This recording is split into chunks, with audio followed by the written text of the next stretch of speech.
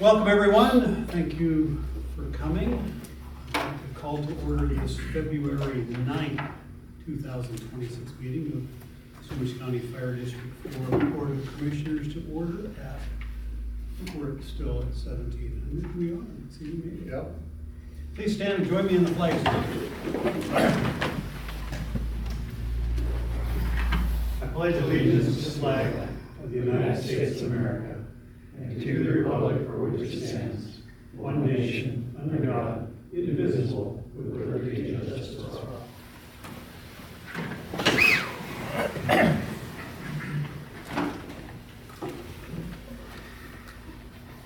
Please let the record show that all three commissioners are here. Is there any changes to the agenda order you gentlemen would like to see? No requests? Not for me. We do need to add a couple of, there's some additional large warrants that we're going to address, so. And that'll just be tacked on to action item, whatever number that is. The minutes for the January 12th meeting were sent out. Any corrections, additions, deletions, modifications to those? Oh, not for me. I'll move we approve them as printed. All right, it's been moved, passed by acclamation. Those are approved. Now is the time in the meeting where members of the public may speak to the commission on topics that are not on the agenda. We ask that you would identify yourself and limit your time to 3 minutes if anyone would like to speak. Don't all of you jump up at the same time. We could only have one microphone. Anything online, sir? No, sir. Okay, we'll move along. We have accounts payable, accounts receivable, and payroll.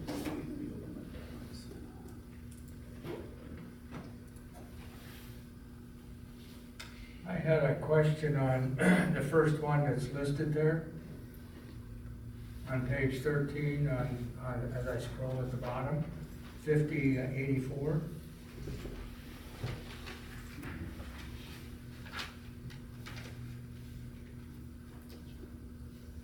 And my question has to do with the verbiage behind the 22,000. It says partial 100% city. What does that mean? Commissioner, I'm still looking for it. You said last page 5084? Yeah, that's the one. It's the first one there on the. Oh, yeah. It's on page 13 of the packet. Yeah. Page 13 of the packet. You don't have a packet. I don't know what page it's on. I know why we're doing that, but I don't know. Is that a note that can change all the time? That It does change, yeah. so it's probably, if I remember right. So like everything at the city campus, we split it for Right. what the sewer system is 100% the city. There was a problem with the soils in the sewer system in Cypress, and the engineers had to come out and say what they could do. So my guess is, I don't remember, but this is probably not invoiced for geoengineers to come out and do that work. And so we have to pay it because we're the contract holder, and then we bill the city. That's what the accounts receivable that you have in your packet is every time we bill the city for all these things. Right. But I want to try to find that in the accounts receivable there with the straight invoices. I didn't find that there. Because we don't bill straight across, so we take all the things that they owe us for, and then we subtract all the things that we owe them for, and we come up with a number. And so the number might be 68,000 because they owe us 100,000 of when you add them all up, and we owe them 30,000 for something, and so the 68 is what the end result is. So we don't do them on individual invoices. We have all that listed, but what we bill them is just every month Okay. Sam and Siobhan from the city go together and they reconcile all the pluses and minuses and come up with the number who bills who. Okay. I know that's been happening, but I just didn't know how this, you know, this looks like the city gets that whole bit. I mean, it should all come back Correct. to us. Correct. Yeah, okay, all right. Yeah, and I don't know where Sam is, so, this one was done, yeah, so she's probably billed for that, but, you know, we might pay it before we bill the city, or we can, sometimes we bill the city before we pay it, and so there's not, when we get it, we bill the city on that cycle, and we pay it on the cycle, so they don't always match up. Yeah, okay, thank you. Anything else? But if you ever want like more details, we have all of that. It's just, there's quite a bit of volume to that, and so we would need to look at that, but you're welcome to look at it anytime you want. Okay. Well, I just, that just caught my eye when I was reviewing it this afternoon. You know, I just saw that and I said, oh, why didn't I think about that earlier, you know, and ask that question, but, okay. Yeah, I bet you that is something, you know. It's just a lot of accounting behind the scenes, and then what we give you guys is try to give you a summary of Sure. that, so you can keep status of what's going on, but, Okay. and this is some more of the detail right here. Okay, thank you.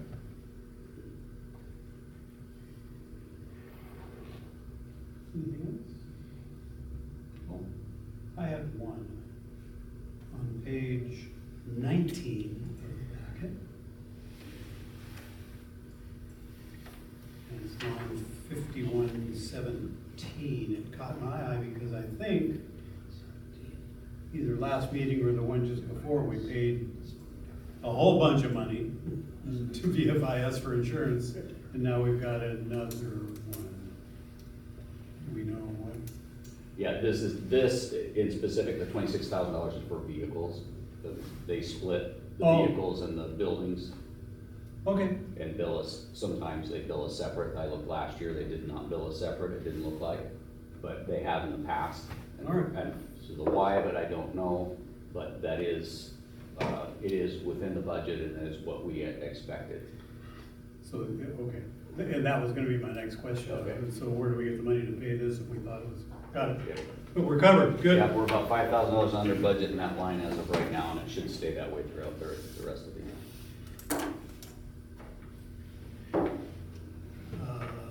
That's account payable, anything in accounts receivable, or in payroll? Oh.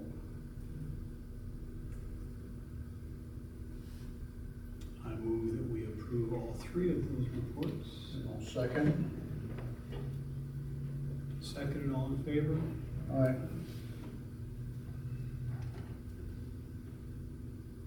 Moving on.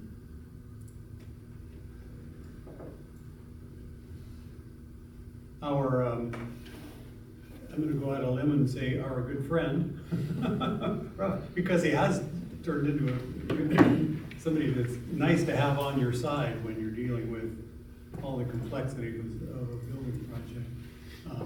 Ralph is here to give us kind of an update on all things fire station. Okay. It's all yours, Ralph. Thank you. Well, thank you for inviting me tonight. I want to break this up into, we really have three projects going on right now under contract with your general construction company. So you have the infrastructure project, you have Station 41, and then when that's done and you can move out of here into 41, then you have 43.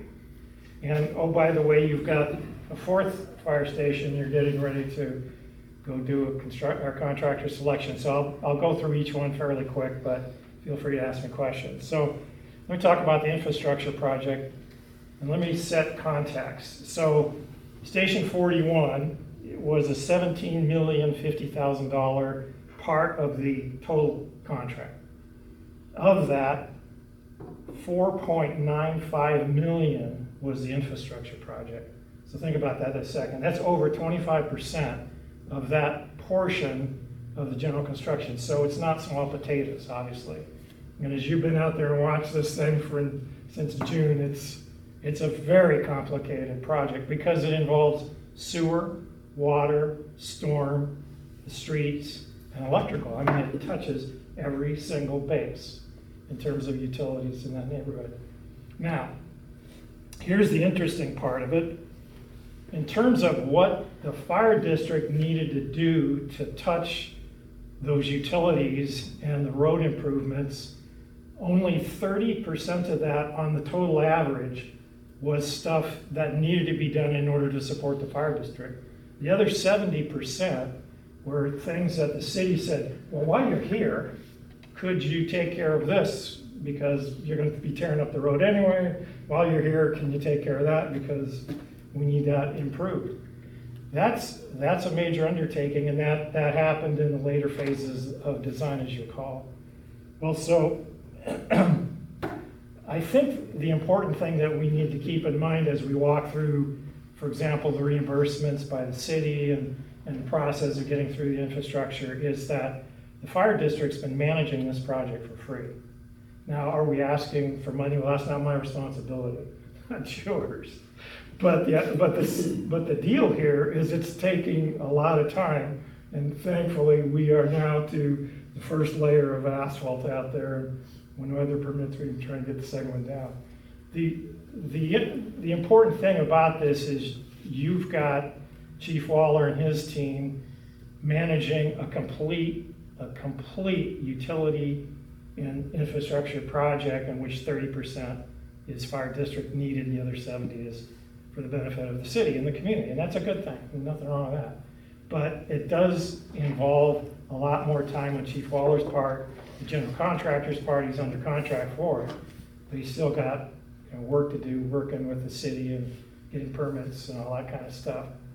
The other part of this is anybody who's been in construction a while understands that when you open up the ground, nothing is for sure. And certainly when you're dealing with utilities that haven't been documented for decades, locations, depths aren't always accurate. And so we've run into our fair share of things that were not anticipated, shall we say, or unforeseen conditions.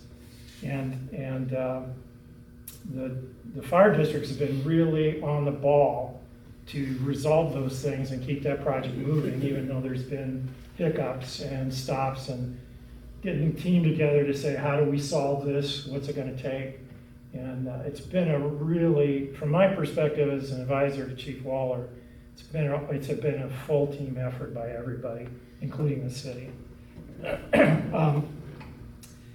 The thing that I think is really, really interesting is we collectively put into the contract documents what we call allowances for surprises in the earthwork. So you'll be digging down and you'll find wet soils you can't build on, or you'll find old demolition material that's been dumped in a hole and covered up with dirt. So knowing that there's going to be some surprises, the contract documents built in allowances that said, dear contractor, how much per ton or cubic yard if we find this kind of stuff to dig it out and replace it. And those allowances are still very much intact. And anything in an allowance that's not used goes back to you at the end of the project. And I'll tell you right now, we're pretty much out of the earth now. And the allowances on 4 different topics are minimally touched. So there will be a fairly significant credit back to the fire district at the end of this project because we haven't been needed to use those allowances. So that's a real big plus in terms of what the overall cost of this project is going to be. So let me jump to any questions on the infrastructure project first before I jump on to 41. And Chief Waller, if I missed something, track me down there. Okay, What's the current final status of this? Is it the storm connection at Pine? We're Did still they waiting. figure out? No, PSE was supposed to be out today, I didn't hear anything, Yeah, but right. they're waiting for PSE to figure out if it does or doesn't. I wouldn't say figure out, there's still discussion of whether it fits or doesn't fit in the franchise agreement, and then who's gonna fix it and who's gonna pay for Who pays it for and all that. So we have the last 140 feet that's just Wait. waiting. so the contractor's geared up to do it as soon as the city says, go. So they're ready to go. how long will GenCap have that arm of their construction team there and still be available to do that? Well, their subcontractor who's responsible for all the utilities, they'll keep a presence, but if there's nothing going on, they're on to the next job. So from a they'll have to mobilization mobilize standpoint, they don't back. have to come back. They just have to bring their foremen and their guys back when they finish up, so. Okay. Yeah, their trailer's still out there. They have a presence, let's put it that way. Yeah. Okay, Station 41. That has been one of the most satisfying projects I've ever been on. I've been in owner's representative services for about 35 years. I worked for a general contractor for 5, and I've been doing this kind of advisory for about 4 years. And I would say this project team, architect, contractor, client, as in fire district, it's one of the tightest teams I've ever worked around. I worked for those of you who don't know, I was part of the 2008 bond program for the Sonoma School District, and then became their facilities manager in 2012, retired in 21. And the communication is so good, so proactive. People are candid. They don't hold back if there's an issue on the table. That's a good thing. Everybody's cool, calm, and collected for the most part. But it's been really a delight for me to see a design bid build, which is a traditional way of doing construction, being as proactive and on the same page as much as possible, because that doesn't always happen. A lot of times I've seen my fair share of claims and potential lawsuits in that 39 years, and this is such a breath of fresh air. I do want to say that one of the things that you have taken advantage of by putting 41 and 43 together in this contract, and at first I wasn't so sure that was the right idea, but now seeing how this has played out, particularly in light of the sizes of the projects, because they're not like 250,000 square foot high schools that take 4 years or something like that. These are fairly quick turnaround projects.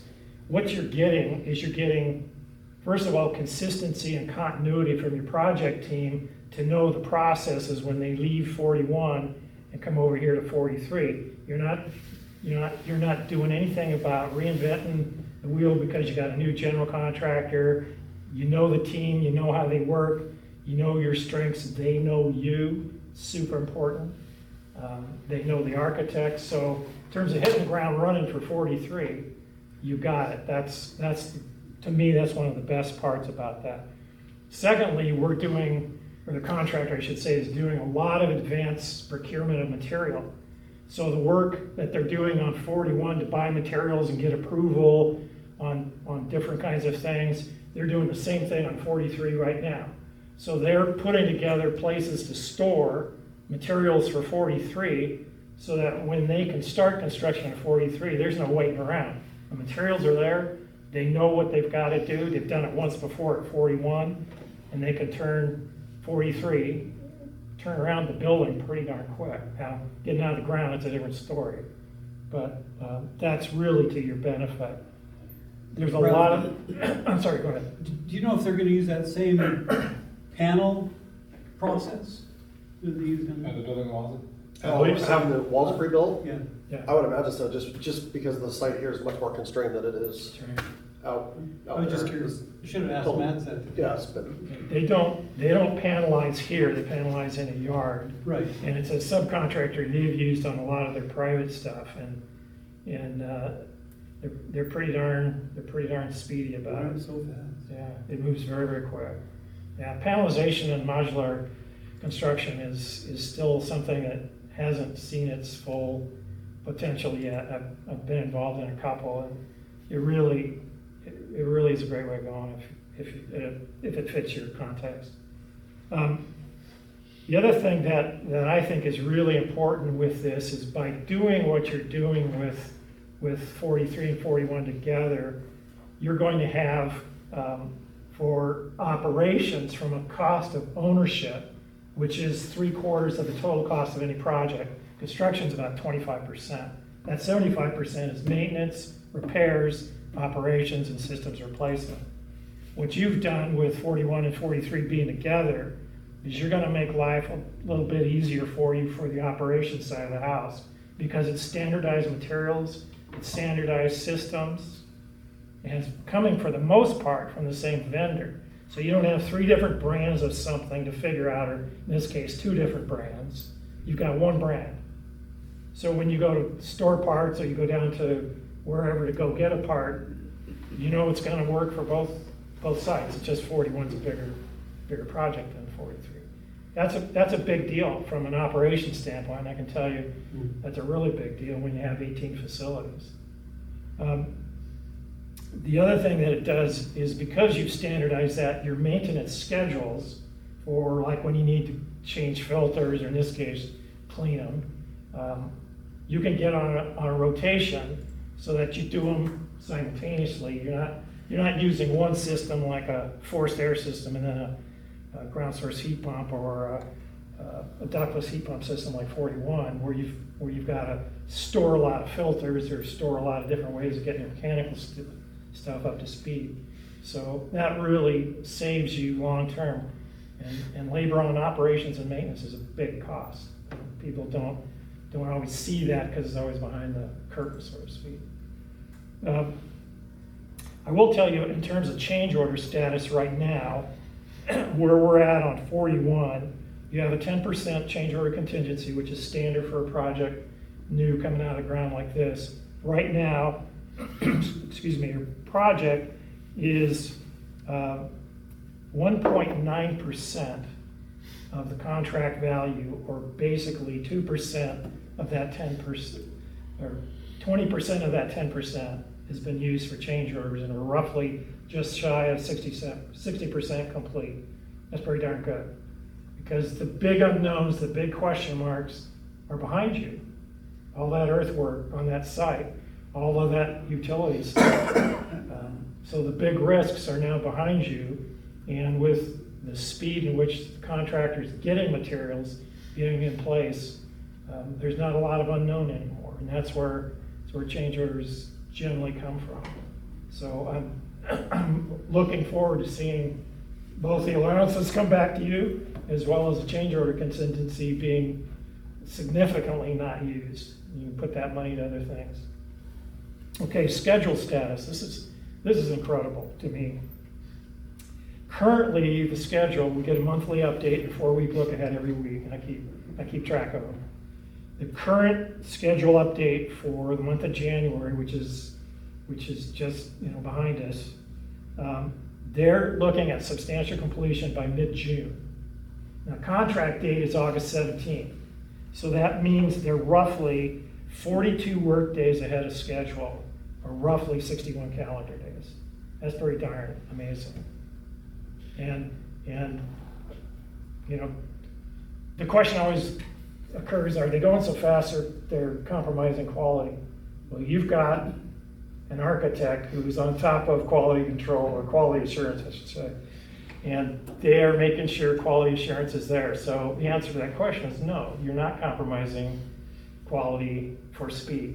It's just this general contractor is one of the most proactive at coordinating their subs, and it's a lot of fun to watch them take care of business. They're doing a very good job.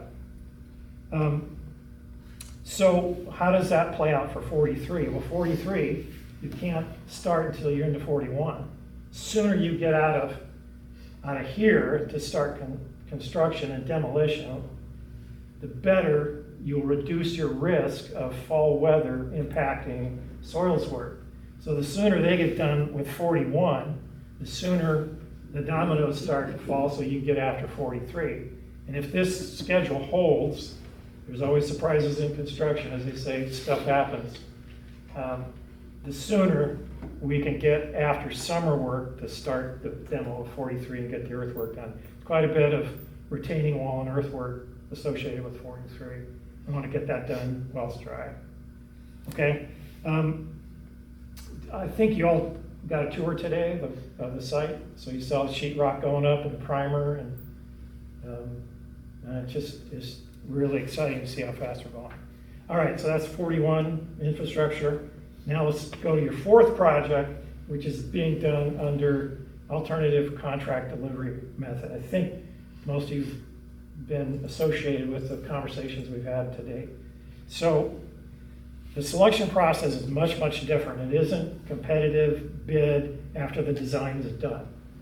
So this system, which is allowed by state, but it's approved project by project, you've gotten your approval, is selections based on qualifications of the general contractor's team and the firm.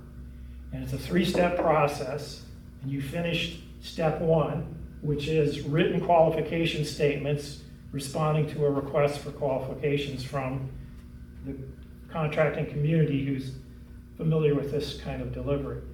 So that's step 1, it's behind us. We have a short list, and there are 3 interviews coming up this week. That's step 2, is interview with the shortlisted firms to figure out who's the best fit. And step 3 is a competitive bid on markup for fees and what's called specified general conditions. That will be a bid opening, just like a regular bid opening. Everybody will submit their numbers on a bid form in an envelope sealed. Chief Waller will conduct a public bid opening, and then based on the points of step 1, 2, and 3, you determine who's going to be your contractor. Why is this an important way to go? Because the general contractor becomes your partner during design. That's very, very different in public works. Private sector do it all the time, but public sector not as much. Hopefully it's gaining more and more ground. In fact, public sector is actually going into design build a bit, which is kind of interesting. So you have a qualification-based process. You still have a fee competition. So how much are they going to mark up the project? What's that markup going to be? And being part of the project team, this is the kind of service you're going to get out of your general contractor at the design table with the architect and the client. They're going to be looking at sequence of work. How easy is it to put this thing together? Because for them, getting done early is actually a great way of making money at the bottom line. It reduces their overhead. Number 2, selection of materials. A lot of that's already in place in that you've got 41 and 43 already designed. But this is a little more unique in that it's way out there on 3 Lakes and 178th, I think it is, and it's a tough site. So you want them around during design to figure out how are we going to put this thing together. That site's got a wetland on it, and it's got a corner, and it's got an existing fire station to keep in operation. So it's not like it's just a cookie cutter job of 41 or a shrunk version of the 2 projects. It's a little different. The other thing that I think is the most important part of this kind of work that I've done in my past is when you get to getting subcontractors on board, the pricing of that many times is based upon the quality of the drawings. If the drawings are not very complete, some subs say, hey, I got enough to do, I'm not screwing with this job. With a general contractor on board, one of their primary jobs is to make sure those design drawings are typed, thoroughly complete, and ready to give to the subcontractor community for buyout. That's super important for getting good sub competition on bid day, because you're going to competitively bid the subs anyway. The other thing they're really good at is in this case, you're going to be looking at alternatives along the way of design to figure out what's, for example, the best location on the site. How are we going to deal with soils that may not be the best for putting concrete foundations on? And your contractor at the table can say, you know, if you go A, here's what that's going to cost. If you go B, here's what this is going to cost. And as a team, you can make those decisions together as opposed to just having a civil engineer or a design team maybe not as thoroughly involved in the costing of that as a general contractor who's been around the block a few times with that. So that that whole interaction between the general contractor and the design team with the client at the table is super, super important, having a quality project. So last part of this. Eventually, when the GCCM gets to a place where the design is at least 90% complete, they have to give the client what's called a guaranteed maximum price. And the way the public law works these days is you can wait till 100%, which is get all the sub bids, and then nail the GMP, which is kind of like, well, why bother? I mean, you've got all the numbers. Or you can, as the state allows, at 90% complete, you can set the GMP, but then you build a contingency into that guaranteed maximum price that says, whatever we forgot, it's coming out of this contingency. So there are two contingencies. One's called the CM contingency, and that's for the CM to use at the district's approval. So they don't get to use it without the district saying, yeah, that's appropriate. You may use a contingency for that. And then you secondarily have your own owner's contingency, because you still own the site, you still own all the unforeseens. And there are cases where you may want to add value to the project that you didn't think you'd have until you saw the bids from the subs. So you're gonna have two pots of gold to take you through the project, and whatever is not expended in this construction manager's contingency at the end of the project comes back to you. So it's behooving of us as a project team to keep our eyes on that, to make sure it's being used wisely, appropriately, and whatever's not being used goes back to you. So that's one of the benefits of doing it a little earlier, because you still have a contingency, but you still have the contractors as part of your partnership getting you to construction. So that's a fire hose of information, but no pun intended. So I'd be happy to answer any questions you got. I was wondering about down at Station 41 down there. Yeah. When we are done with that, how do we have to leave the city's part? Is there a certain thing we have to do on that side? Like level it off, or? Yeah, we do have to clean it up. I'm not sure exactly if they want to, if they're going to allow us to leave the quarry spalls behind. I'm guessing they're probably going to ask us to lay that off, but yeah, we have to dress that up and put a fence in. Is there a cost in that to us? No, it's within the bid as far as I know. Okay. My understanding is, excuse me, my understanding is that there's requirement of the general contractor to effectively leave it the way it found it. So it's kind of a, Not necessarily improve it, though. That's- correct, I mean, we got like 2 or 3 parts going on, so. The general contractor, their lay down spot, whether it would have been on our property or not, they would have had to clean it up. They chose to, we offered it to them, but they chose to use the city site. We didn't tell them they had to, we just said it was an option. So they gotta clean their site up. Yeah. They gotta do some other things, part of the bid. The city also wants it secured, so the city's talking about doing a change order for the general contractor to do some additional work outside the bid that they would pay for. I just talked to the city administrator today, we had a long meeting. They are also still talking about some near future development there, not the city campus, but something else. So I told him the timeline, and so if they want to do some things to set up for that, they also might do that. So it's kind of what the general contractor has to do in the bid is all there, pretty minimal. If the city wants more things to start preparing it for other things or to secure it, then that's all on the city.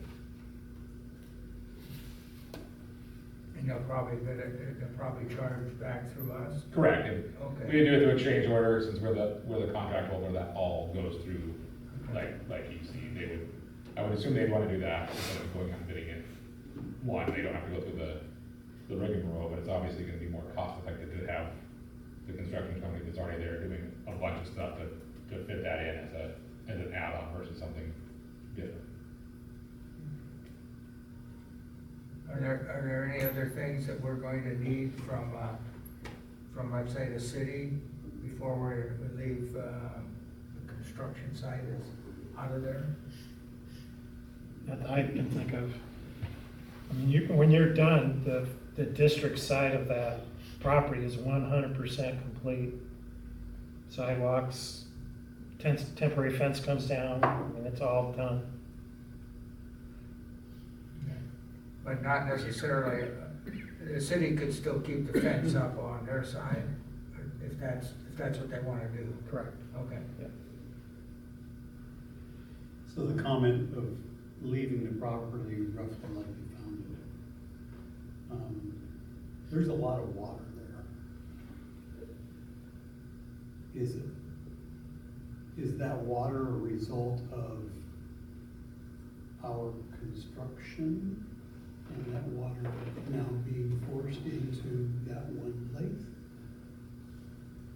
I don't think so. It's the low face of the property. Okay. I mean, Yeah. just thinking worst case scenario, if the city comes back, well, you gotta figure out a way to get rid of all that water, because that wasn't there when we reviewed that. And it was always the low, before we were there, it was always the low part of the property, whether we would have built there or not. I don't know if you remember, but when you would go into Stuber's, It was, that warehouse the floor would flood yes. right there because that's always Yeah, been the low part of the property. okay. So that's what I would say is them driving over it probably made it We have some surveyors.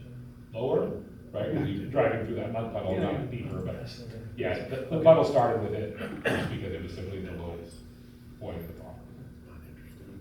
We probably dammed up, the low point was probably the bigger low point, Mhm. right? Because, and when us filling our property probably shrunk to that pond might have been twice, I don't know, but twice as big and half as deep. Ralph, you mentioned, ultimately, for Station 42, the GCCN project comes down ultimately to a bid anyway, right?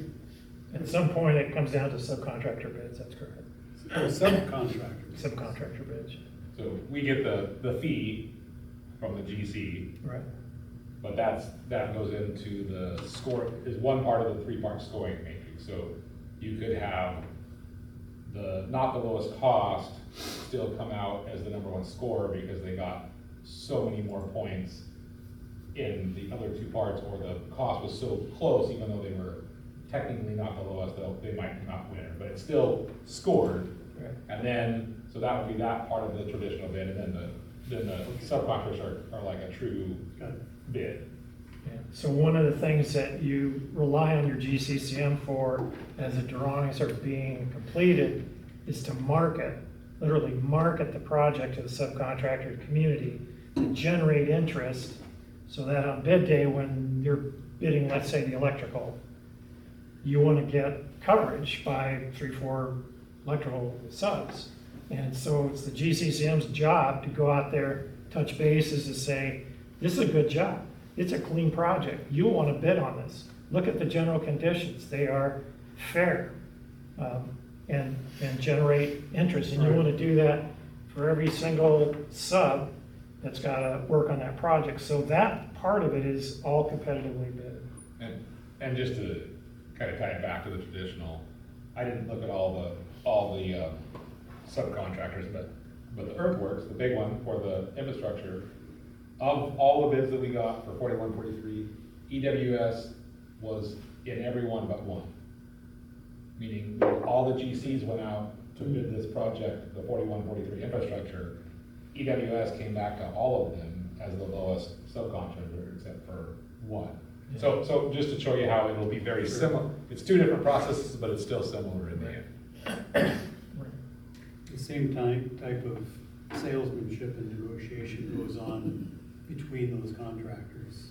Yeah. Yeah, hopefully not. Because they know who they work negotiation. well with, Absolutely. Right, they do. Prior relationships. But we want to make sure, so it's our responsibility to look over their shoulder and say, you haven't got good enough coverage. We're gonna ask you to rebid this. So you have the right to reject all the bids. And I've had experience where a very prominent general contractor just wanted to use their favorite subs. And on bid day, you'd have maybe one mechanical or two electrical, and we'd say, that's not what we asked you to do. And in one case, they were overbid, what we thought the budget should be for those disciplines. So, And we said, we're gonna do this again. So, we did. all right. And they weren't happy about it, but that's our responsibility, is to make sure that our bid day, we've got good competitive bids covering the marketplace. And that is another one of those things that the GCCM helps us with during design is, what does the marketplace look like right now? You know, right now it's kind of soft. Actually, a great time to do construction. But there's fewer and fewer subs and a smaller labor pool all the time. So you want to strike while the opportunities exist. It's a good time to be doing 42. So is it appropriate to have that conversation with the general in advance and say, Sure. because if that happens, that scenario that you just painted, now you've just extended your contract time by however long it takes to do that, right? Well, I'll tell you on 41, 43, the bid, as soon as that was, or during the bid process, we had generals calling in saying, what are you gonna do about tariffs that we can't anticipate? Because you're asking us to do 43 a year plus later, and we don't know what prices are gonna be a year plus later. We have no idea. And our response is, buy the stuff now. So that's what your current general did. They started buying up as much stuff as they could as soon as they could.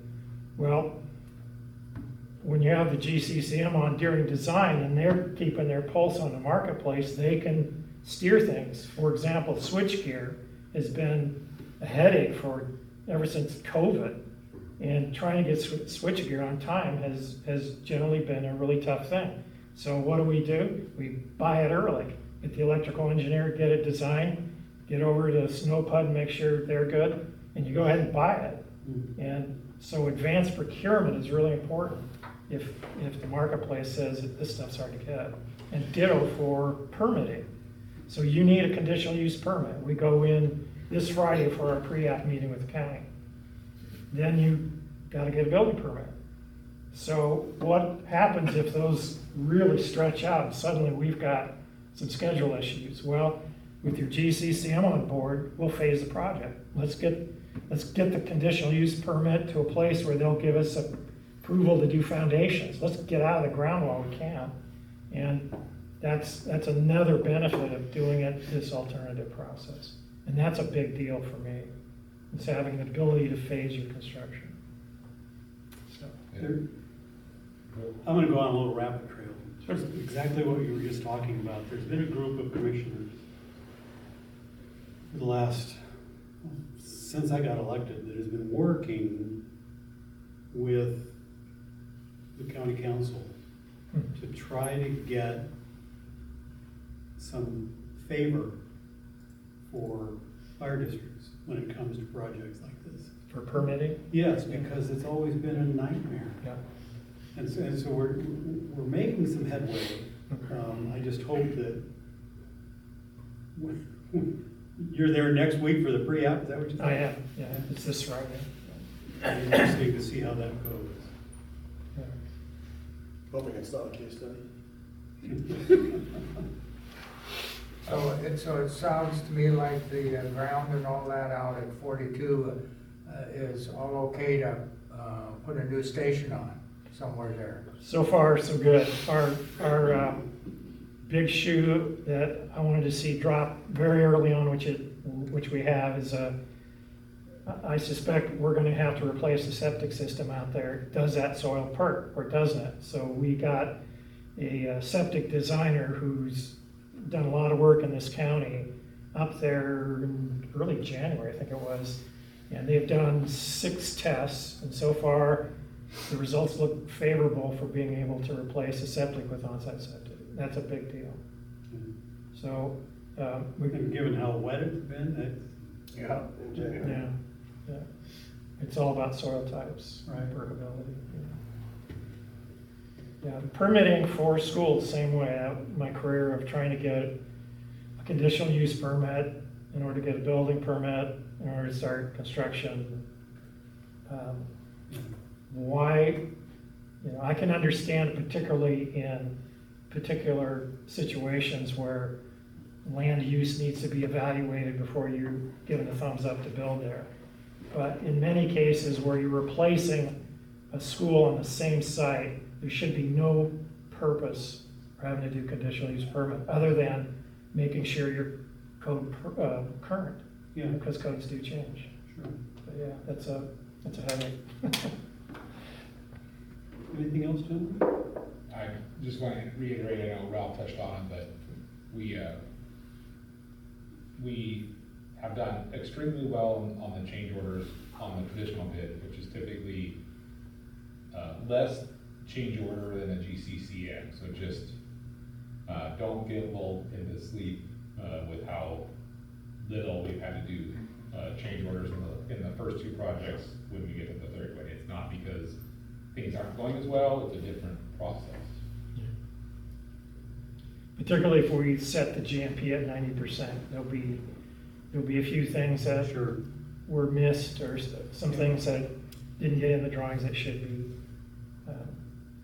But again, it comes back to you if we don't use it. That's the good part. Any questions, staff or folks out here? Any questions for Rob? Thank you for your time, sir. Yeah. Really appreciate it. Very, very informative, thank you. Thanks. It's been a lot of fun working on this project team. It's 90 miles an hour with gusts 120.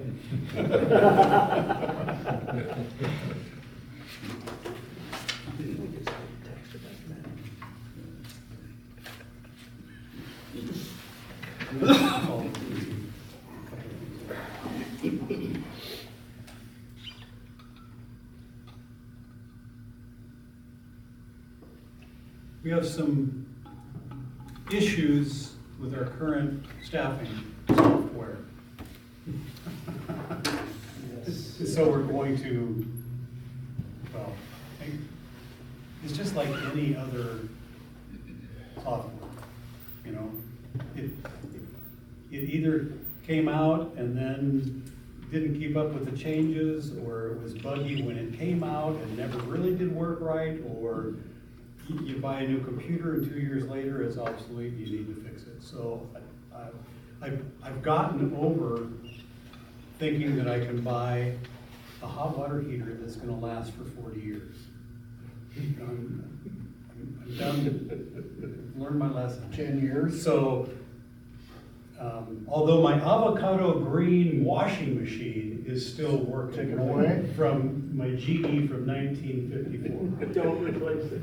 But, software, you're gonna have to change it, even if it was back to the same vendor, you're gonna have to change it every so often just to stay up with things and so, but Chief, you've decided that there's a better product than what we're currently using, right? Yes, late last year, we started to evaluate StationWise as an alternative to our current staffing software. And just last week, I know a couple of agencies in the county are also swapping over, Marysville and North County being two of them. And I got to spend half hour in Marysville's onboarding meeting. So there is a cost associated with this switch, and part of the initial $10,000 for onboarding, I got a glimpse with sitting through Marysville's onboarding as to why. So something our current vendor didn't really give us was, here's our platform, kind of figure it out. Well, StationWise sat, and I didn't sit through the whole meeting, because at a certain point, I'm like, this is gonna go on for hours. But they're asking very specific questions to how your system works and to make sure the software matches that.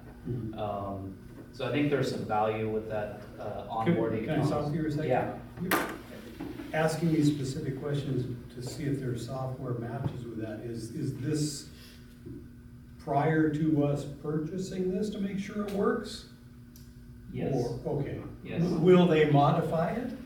They will, they're saying they will, and that's what I heard at Marysville when they had a couple of challenges. They were talking about how their engineers would figure out a system to accommodate that.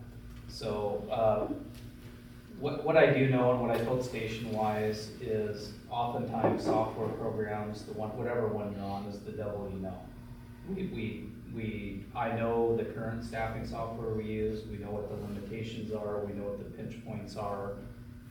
My frustration is, over the last 3 to 5 years, is they don't really make any changes that, if they do make a change, it affects something else, and I think in the grand scheme of things, we're a very small user, there's much larger users than us, and so the larger agencies typically get the updates that support them. Oftentimes, we don't know until after the update that something happened, and our biggest friction right now is from trade reports that the state auditor wants us to track better, to payroll side of it. There's some leave accruals that we still don't know, and our current software hasn't told us why, but don't always process correctly.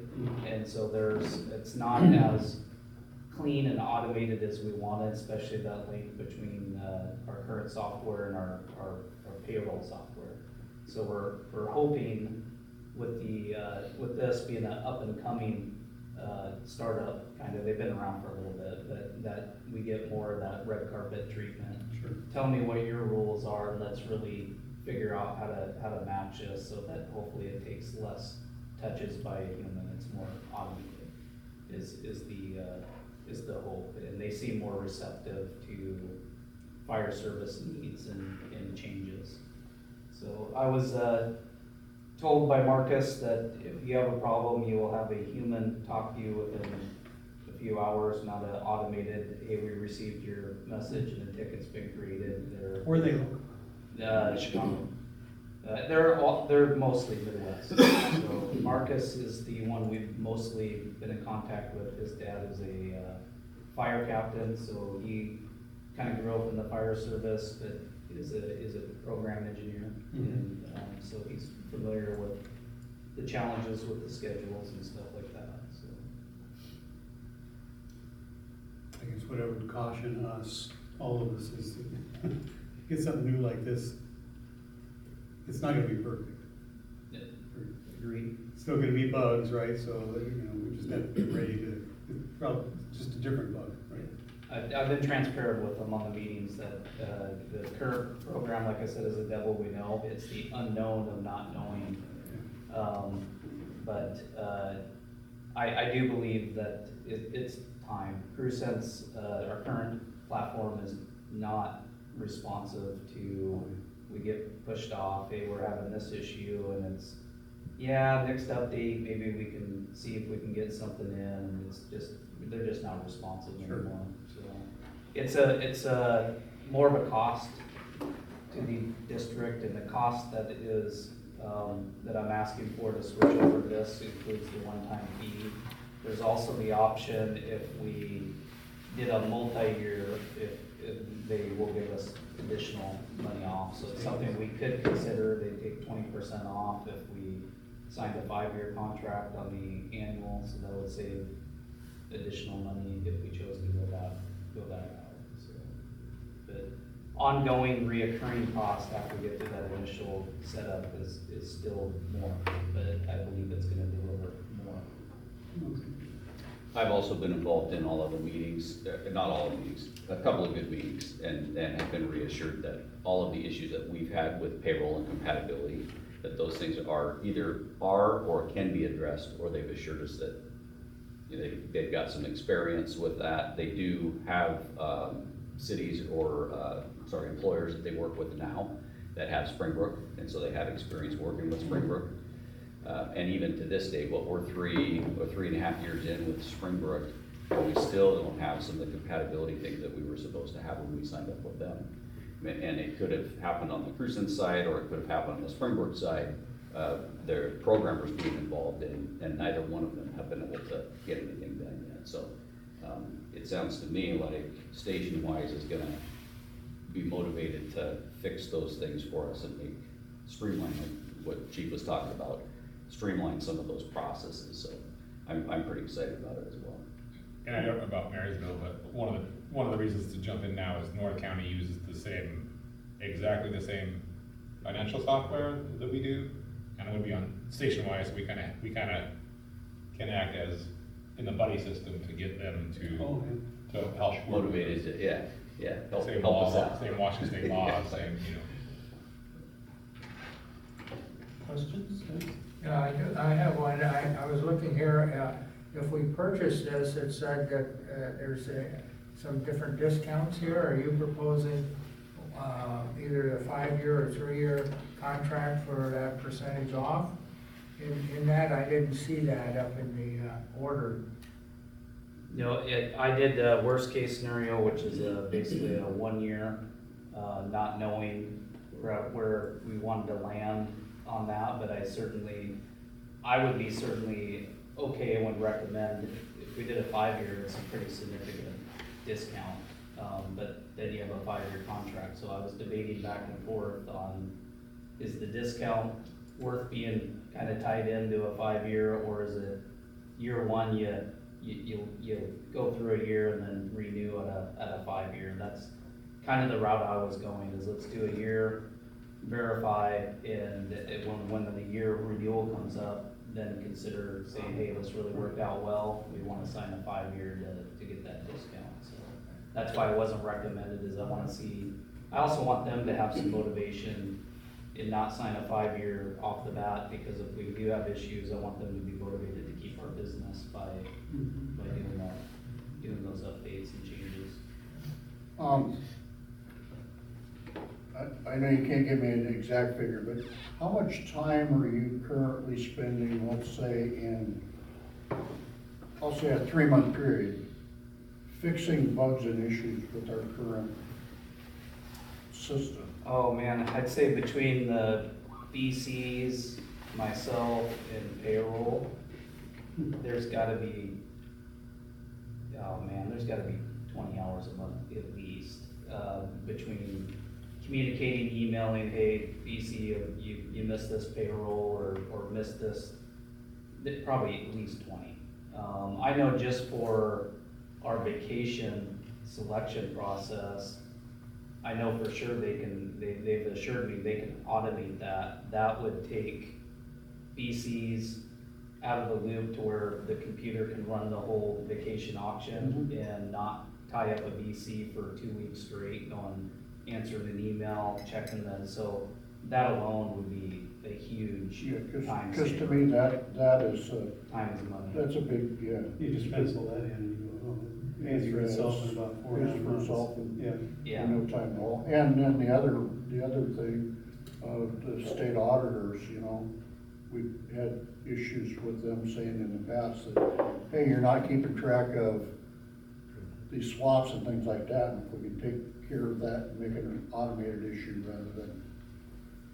I think part of it, addressing that too, is we have a lot better grasp today than we did, 7 years ago when we brought CrewSense in, and we have a better idea of how we're gonna use it, so we can set it up better. We've got now experience with the auditor that's asking about trade swaps, and that wasn't even on the radar, when CrewSense was brought in. It was to save guys a bunch of hours on Excel trying to schedule the department, and so even that, we're gonna be light years ahead of where we were. So we'll be able to set the system up better, Are we gonna be perfect? No, but me being here and having some experience as well, and being able to help on the payroll side is, I think, gonna just build a better product all the way around. We didn't even know what we didn't know 7 years ago. Sure. So part of it was, again, the initial setup in the way we've turned features on and off. This year we want trade module on, next year we don't because it messes up an overtime list. And so I feel like knowing, with all our historical knowledge, I think we'll be set up. We know what questions to ask and we know how important those records are. 7 years ago, when we were turning trade modules on and off, we didn't anticipate a state auditor saying, hey, show me that you guys are tracking this. Yeah, and there's a big difference between what used to be essentially a manual system where you're putting things down on time cards and spreadsheets and things like that versus a computerized system that has those options built in it that once you turn it on, it's there for you all the time.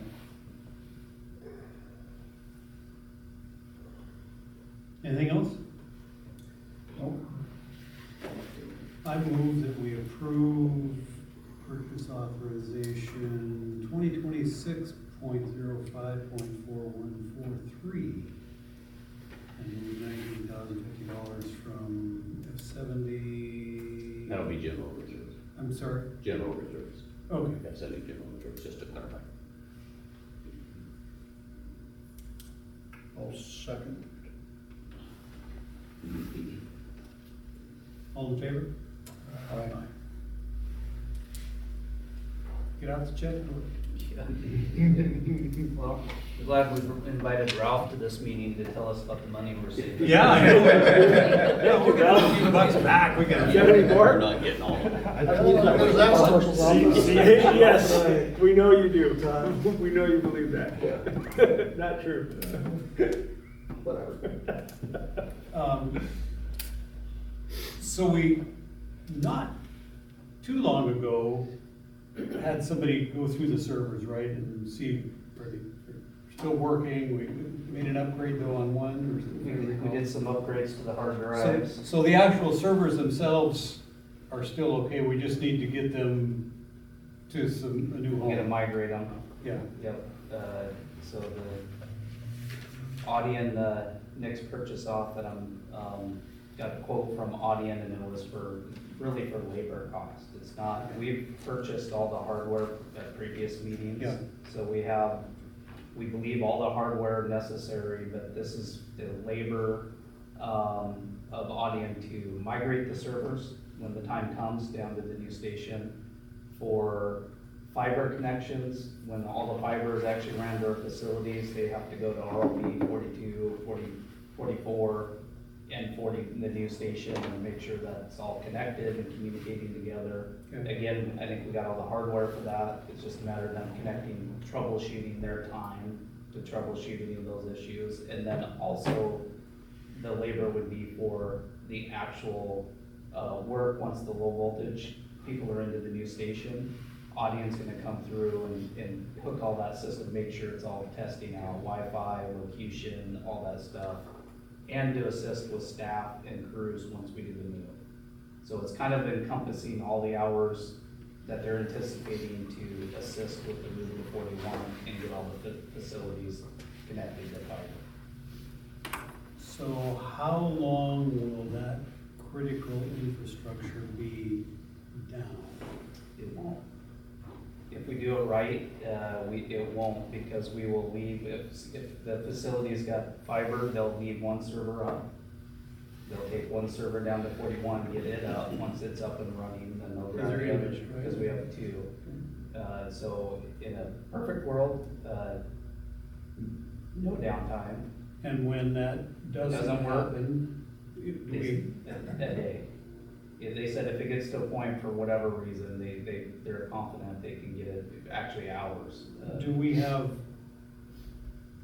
cloud or other hard backups of what's on those two servers and both of them crash? They do have some cloud backup as well, yes.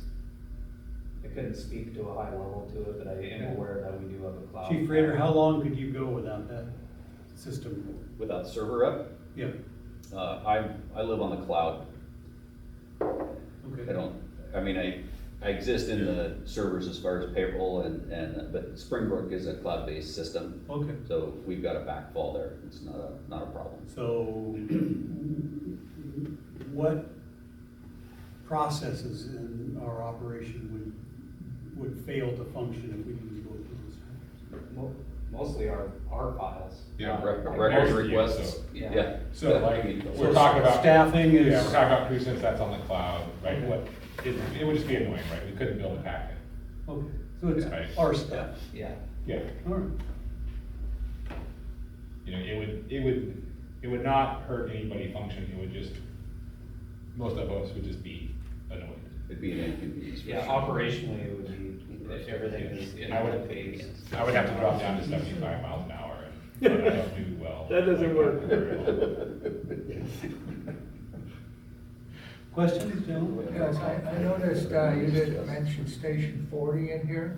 Do they have any of these things like Wi-Fi and stuff like that, They have Wi-Fi, but they're not connected to fiber. but they're It's not connected with? Yeah, not part of the current plan, so. Okay, so they're like with Comcast or something like Yeah. that? Yeah, so we actually 10 can't gigs. access our servers, or they won't have the so 40 just has access to internet. They won't have access to our servers, it won't be it won't be connected, and one of two reasons, there is no future plans to use any of that. Right. And the cost, so Astound was pretty close to all of our facilities except that. So it was, it would have been the most expensive one to get the fiber to and the least used. So we pulled it out of that project. And if we ever wanted to, we can, just like this laptop, you know, it's on internet and it's connected to the server. So it's not that we couldn't out there through a different means, we could never really get hooked to dispatch because you have to have a fiber connection. But like, if we wanted to do something out there and we wanted to connect to the server, we could do it. It would just be through a different mechanism than we do on that dark fiber network.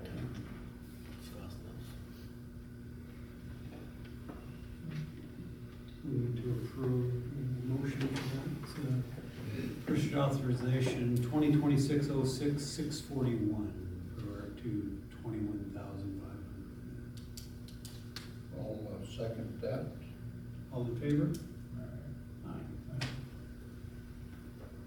That's all those discussion items. We have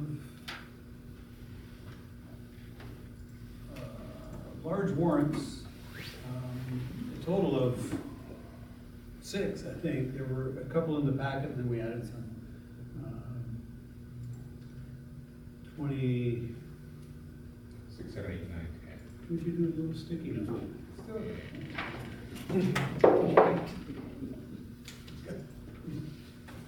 So we've got 2606, 7, 8, 9, and 10.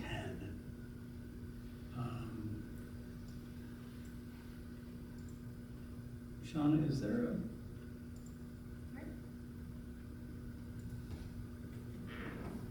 you want to total for all 5?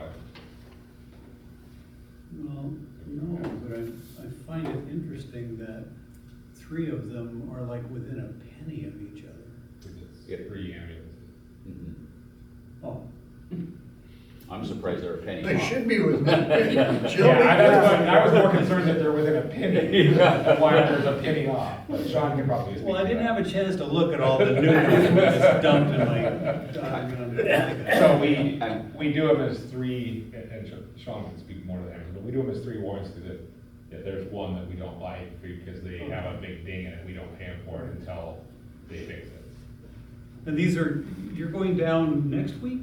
Yes, sir, the plans, we're going down Wednesday, we're gonna inspect Thursday, and if everything goes well, and they can complete the punch order list, we'll bring 1 or 2 of them home on Friday the 20th. Okay. We're just limited on drivers, so right now the plan is Craig said he'd, two down. Why not? It's just gonna be a timing issue. as long as you don't have to drive at night, right? So depending on how big the punch list, we'll basically knock out Friday morning. Yeah. Yeah, the river's open, So, can we spend a second and talk about these? You've got 3 new rigs coming, right? How long is it gonna take you to put those in service? I think one of them's pretty ready to go, plug and play, everything will be equipped. We just need to get the equipment moved over, we'll need to get them licensed, and then, Is there any new training that has to happen? training saying, nope, we don't need to do any additional driver training, they're similar chassis to what we've already had and been trained on. Okay. The length of the modules are the same, the layout is essentially the same. And then the 3 that are going into reserve, are we keeping those for reserve? Are we surplusing any of them? Yeah, it sounds like we're gonna surplus one that we've identified. It's one of our oldest, most beat up medic units, and the others will get moved into reserve status. So we'll keep some limited equipment on it, but we will have to swap equipment on days where we need to move it to the reserve. Rather than have them fully outfitted. Yeah. That makes sense.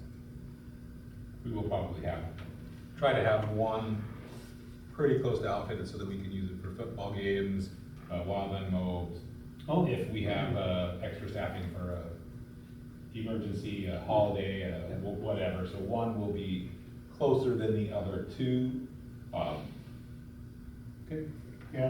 And the reserve units, then where's their locations gonna be?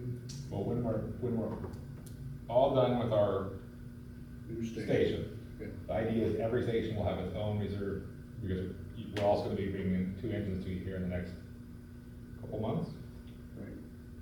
But when those 2 new engines get here, every station will have its own reserve engine and its own reserve ambulance. Does 2 things. It gives us the capacity for wildland. We've had a couple times where we've had to borrow an engine and we're close to borrowing an ambulance. The other thing it does is that it reduces our out of service time when we're swapping rigs, having 42 drive all the way down to grab whatever. So that would be the idea, is every station will have its own reserve right there with it. So in the meantime, we're going to get a couple of them here real So in the soon. meantime, I have no idea where they're gonna stick them all. Jason's working on that. We're gonna storm, They're gonna be parked, backed into some stalls somewhere. Gonna be in Chief Osborne's garage. I'm just Yeah, curious. we have a lot of space at 40, so 41 will open up soon, and we have a lot of space there. Yeah. We've talked about maybe pulling the gym out of 44, because they can just go over to the 41. We have enough space, because the ambulances are fairly Easy. small, Yeah, correct? Easy to store. We'll have plenty of spaces to stick them for the short time before 41 opens up, and then we gain a lot of space. Right, okay. Might be a week or two on the parking lot though. Well, I was thinking if it's gonna be, 3 weeks, a month and a half, something like that, you do some preparatory things, like throw a dry air inside of it, if it's just gonna be sitting there, just to, Buy a Costco cover or something. yeah. And to echo what BC Witherell stated is, shouldn't be too long to get them in service. Like you said, one is coming, ready to go. Radio installed, all the graphics are on it. MDC, it's a MDC swap, make sure that all the onboard Wi-Fi is connected, and other than that, it should be ready to go. The second unit needs a Knox box installed, and it'll be in the same category. It should be, which I think we can do and take us probably an hour. The third one will take a little longer because one of the surplus rigs, 42, we have to remove the power cot and the load system. So the new one's coming with the cutout, it's all ready to receive it, but there has to be a swap of that system. The MedSafe has to be stripped out now for our new medic unit, but there's a little more work. But we're pretty confident. I mean, first one, honestly, if everything works in the cradle point and all the Wi-Fi, it literally as fast as a crew could load equipment on it, it could be in service. Okay. We gotta mount some SCBA brackets, we gotta put an O2 bottle, my house O2 bottle on it, get it strapped to the wall, and then other than that, it's just equipment getting moved over. Kits in, getting fluids on it to get warmed up. Realistically, probably less than 2 weeks, and I'd say it could be a lot quicker than that. Cool.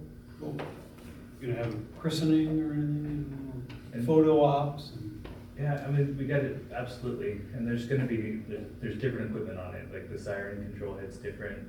We're used to 3 different modules for operating our lights and our siren and our traffic advisor. That's not incorporated into one head, which saves us space and money, so crews are gonna need to get accustomed to how to turn lights and sirens on, because this one's different. What's this button? Yeah, press that same button, it didn't work. And I think we'll be the first agency in Snohomish County that has blue emergency lights on the rear of their apparatus. That's for increased visibility. Yeah, the WAC changed about 4 years ago, that says when we're parked at an emergency scene, we can have rear display of blue lights.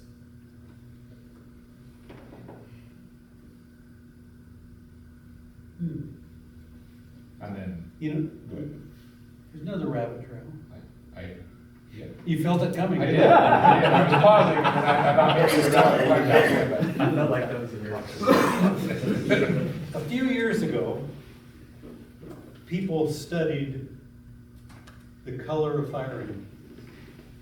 And they said, oh no, the yellow, because they're more visible, blah, blah, blah, blah, blah, blah, blah. Yeah. It was a dramatic failure, because people were used to seeing red fire engines. When they saw yellow, they, what was that, a dump truck? Or Yes, garbage truck or something? PUD. So my concern is, people are used to seeing blue lights on police cars. What effect could that have on us? So you wanna explain when the blue comes on or They're off? only on when the vehicle's parked and the emergency lights are on. So when we're driving to an incident, they're all red. And it's only facing rear. As soon as we, What's the reasoning behind wanting the blue when you're parked? you can see the emergency lighting from a greater distance. That's And people respond to blue lights. Yeah. That was the big That's thing. true, I was gonna say There it. was, 500 feet in the dark, oh, a lot of Just talk slow about down. this, and many states have flashing blue lights on their emergency apparatus now, fire and ambulances. But when this first came out, there was a big uproar. What are we doing this for? And some of it came from law enforcement, some came from fire. In the groups that I was in was, what Chief Witherell just said, people respond differently generally to blue lights. But this is only in a parked setting, when the vehicle is stopped, and it's only rear facing. So the fire service and EMS world is hoping that that will help with traffic that's coming, and they'll see that, and they'll slow down sooner, they'll slow down at don't all. move over. We are one of the only states in the country that designates blue for police only. Yes. In most of the country, emergency, fire included, is blue and red. Yes, Right, so if you kind of think about that, Washington is not quite as accustomed to it, but most of the rest of the country is, and again, it's the hope on, this is all for highway, so the blue is visible from a greater distance and cuts through fog and this and that, and so, again, it's simply, the reason behind it was simply when you're on I-5, Highway 2, Highway 9, from high speed, long distances, people will see that and just drop their speed, because they are used to being a cop, will drop their Yeah. speed before they get to you. But again, it's a, the first, it's a bit of a experiment to see what it does, and the cops are very, They push it back. yeah, like to get rear. Well, maybe facing, that's not why they flashing, decided only they emergency, didn't want only us to when talk parked. on their Exactly, radios, exactly. because they're getting back at us for having blue lights. So, So we'll see. I knew there was a reason. We had the same channel as you, we could let you know. yeah.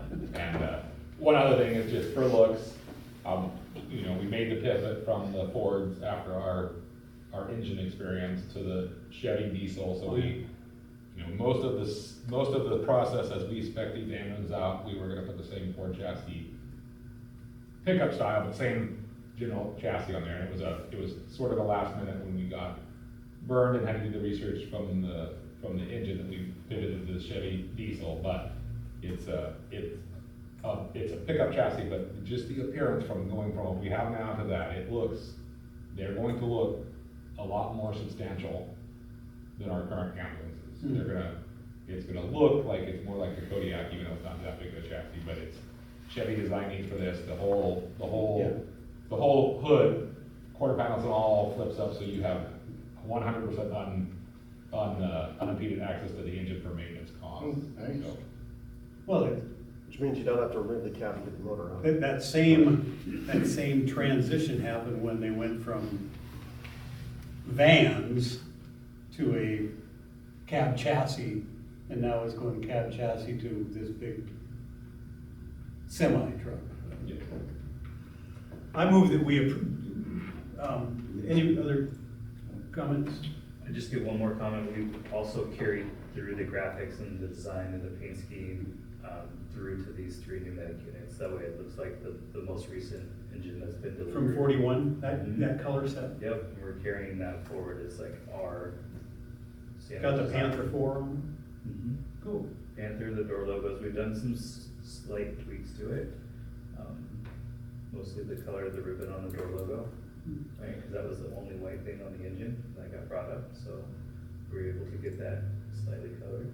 Gold? It's kind of like a silver, the ribbon, so. Oh, the ribbon. Mhm. Sean, do you need the amounts or just the warrant numbers? For the notes. The warrant number. Okay, so I move that we approve large warrant numbers 2606, 7, 8, 9, and 10. And I'll second those. All in favor? Aye. That's done.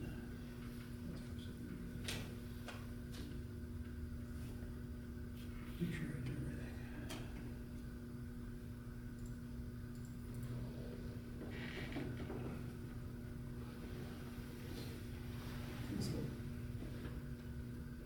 Staff reports, please.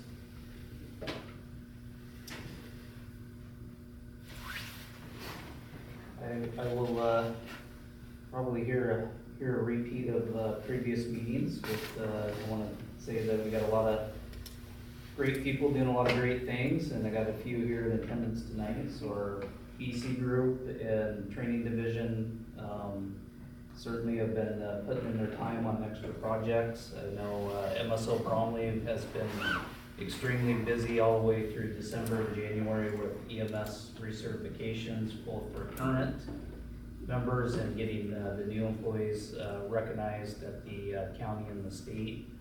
Wanted to thank Captain Hammer. We, as a county, when we do promotional assessments, there's always a call out for, hey, we need assessors, and Captain Hammer spent a couple days up at North County for a captain promotional test. So when we go to do our promotionals, and North County owes us one, kind of the way we do it is we trade, but he spent 2 days up there. I know BC Witherow tomorrow, and the next day will be at South County for a BC promotional test for 2 days, helping out.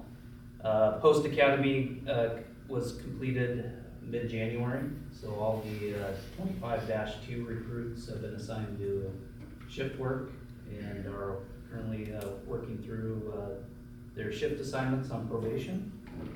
And lots of projects going on down at Station 41 or 41 related with, as you guys already approved, a couple warrants from the low voltage to kitchen tables and just lots of different projects going on. I have to. Now, I have a question. You gonna call it a kitchen, or you gonna call it a beanery? Whatever these guys call it. You gotta figure it out. This generation, they don't use the same terms. I don't know what we're gonna call it. A beanery table just doesn't roll off the tongue. Yeah. Yeah. Tradition is just being lost. Every day, every day.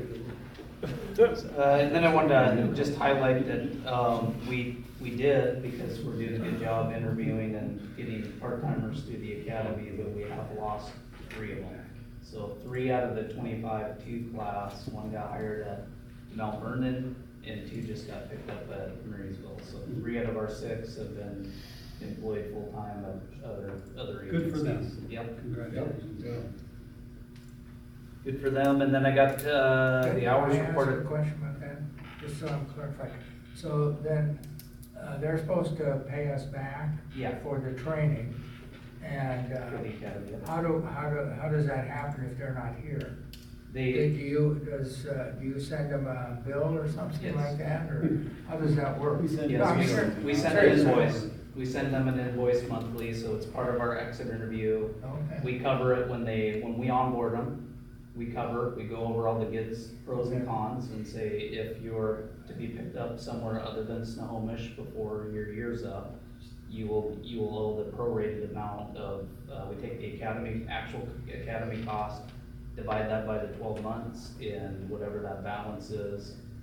So all of them know before they step foot in the academy that there's a potential for reimbursement, and on the exit interview, we've already set up, and Sam invoices them monthly for that amount. They sign an agreement to that effect too, Oh, so I see, it's, okay. it's in writing. Is it? I knew we did that, but I didn't know the process. This timing grant. Yeah. So, Like but, give them an option of payment. yeah, We usually do it 12 months. yeah, Oh, yep. I think most of the people that have done it prior have been fairly small because they've worked most of the year. Oh. Yeah. So I think most of them have only done a lump sum. Yeah. I think these are the first ones that are getting the whole got it. 100%. Yep, and the way they, quite honestly, the discussion with those recruit, the way they say it is, if you told me, I had to pay 8,000 for a trade school and I was guaranteed a job at the end, I'd do it in a second. So to them, it is because they went to the academy in 2 other cases that they got picked up. Marysville picked them up, who's also at that academy, they're instructors, they see these recruits and say, man, when we test, we need to try to pick up some of these, they already have the academy. So it is a direct link. The reason they got jobs when they got them is because of their academy experience and exposure, so. Well, and I think it, I had another question for you.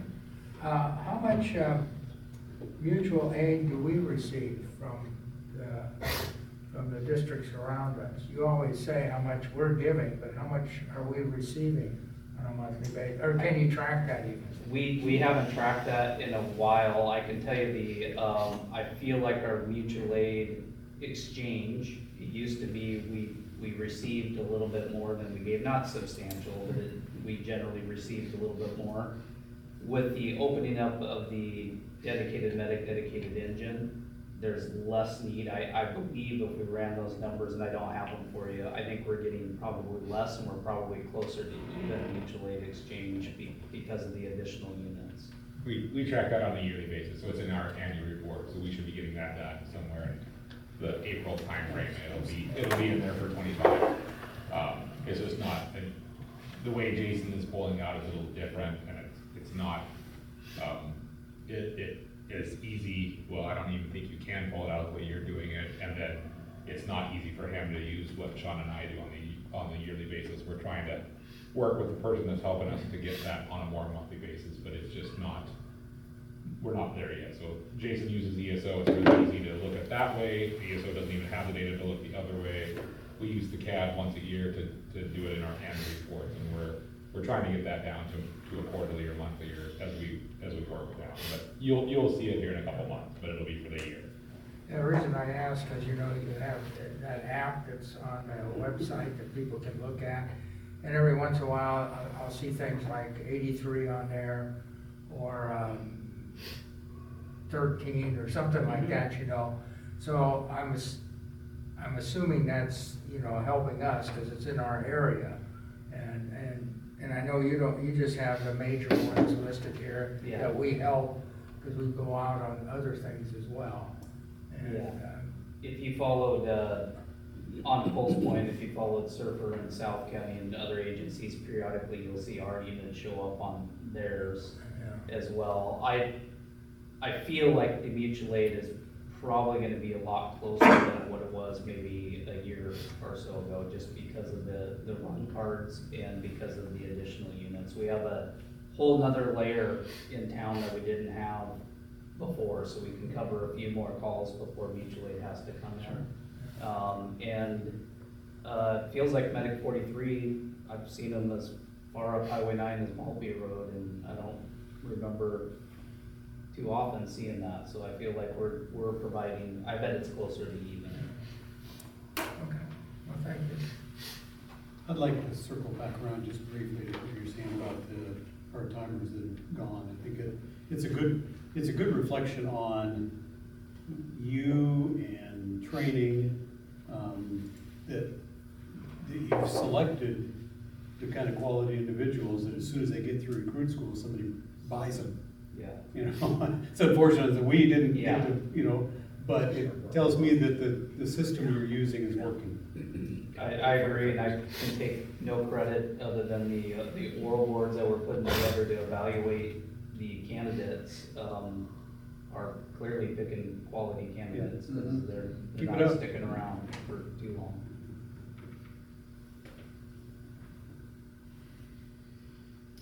Any other questions? Okay, I too am working on a bunch of stuff for the new Station 41. It's exciting, it's frustrating, and challenging, and time consuming, but mostly it's fun, except in one case.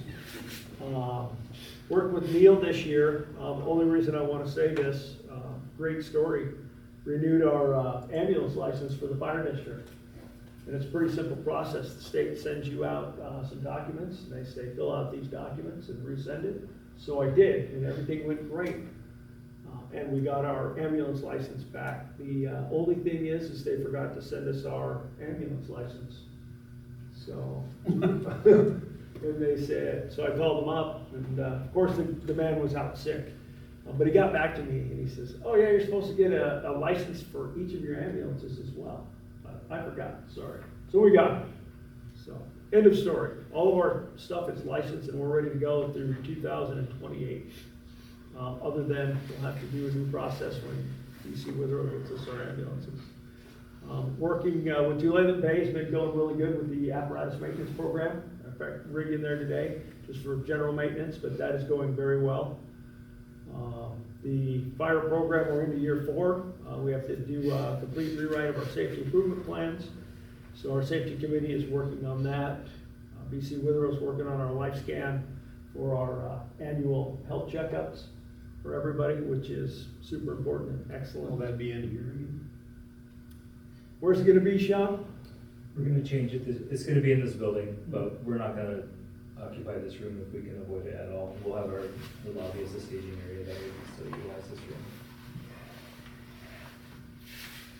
And finally, Stephen and Brian Heike pretty much run everything now, but they welcome 6 new fire explorers. So they're onboarding them. They're running most of the training for them. 2 of our kids earned EMT certification. Very recently, one of them started with Northwest Ambulance this week, as his first job. Hopefully, he won't last long. He'll be a Snohomish Fire District 4 firefighter. And then, as I put on there, Fire Explorer Drew Davis, it's kind of neat. He's a local kid, Snohomish kid. His little brother's in Fire Explorers now. But he was one of our explorers, and he was just awarded Skagit Fire 6's Firefighter of the Year award, voted by his peers up there. So that happened a couple of weeks ago, which is really neat. We know the family, know his parents. They didn't know what the kid was going to do, and I said, well, he's probably going to be a firefighter and a pretty good one. So we started off well. He's in the Skagit program. He graduates college in June, and then he'll be out of the residency program at Skagit and on the trail to get a job in the fire service. So, real proud of that kid. And other than that, I want to thank you and Chief Waller. I got to attend the Fire Department Safety Officers Conference in Arizona. It was absolutely mind-blowing.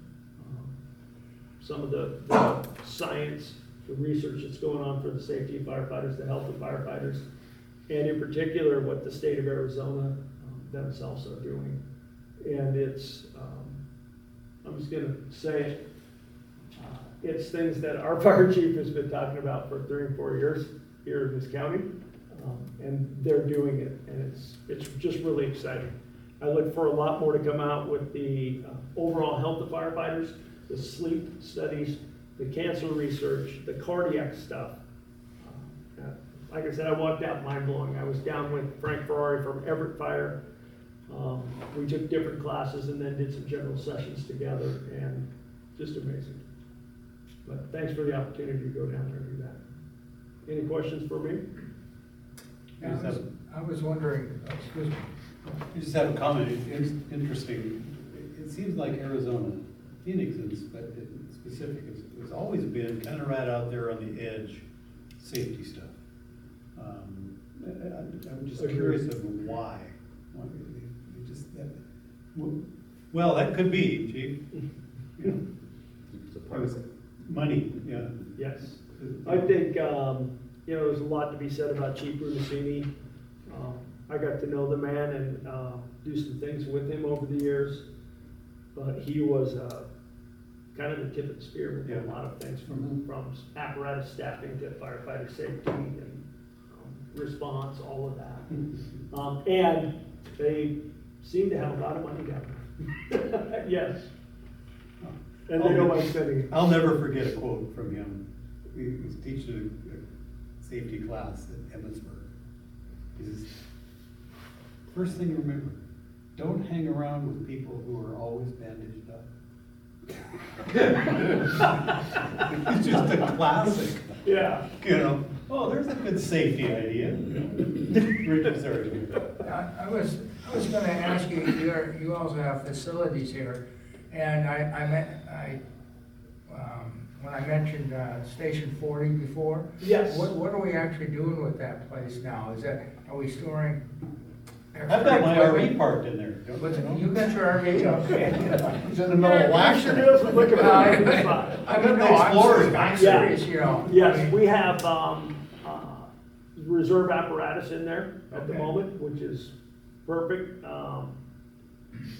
Good place to park them, they're plugged in, they're plugged into air.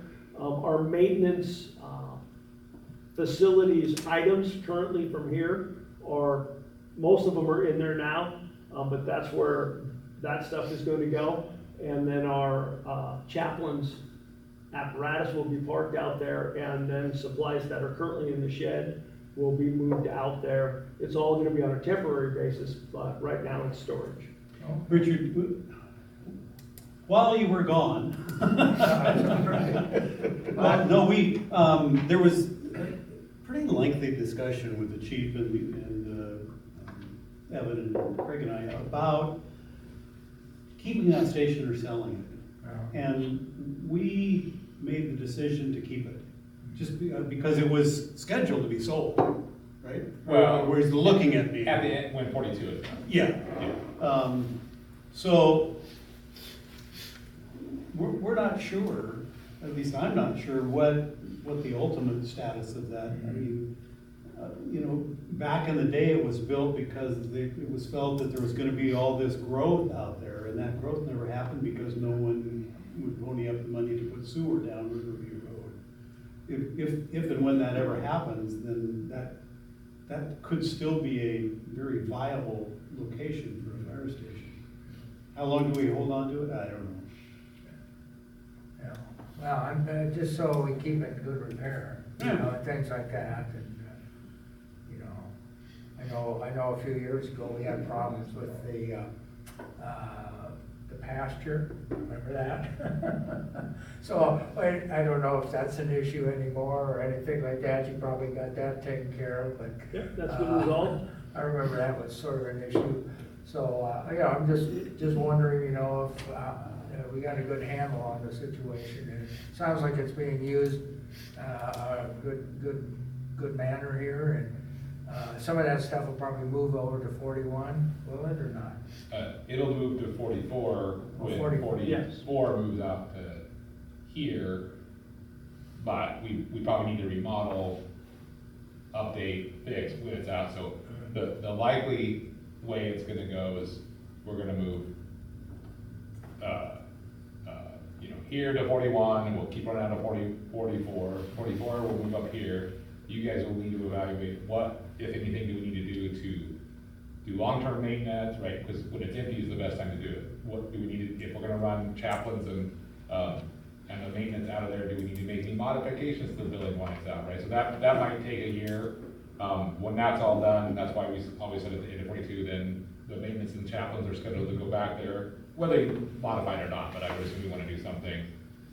That will be happening about the same time 42. When 42 is done, we will then have 5 stations, not 4. Then that's the unit time to evaluate what's the long-term future of that facility.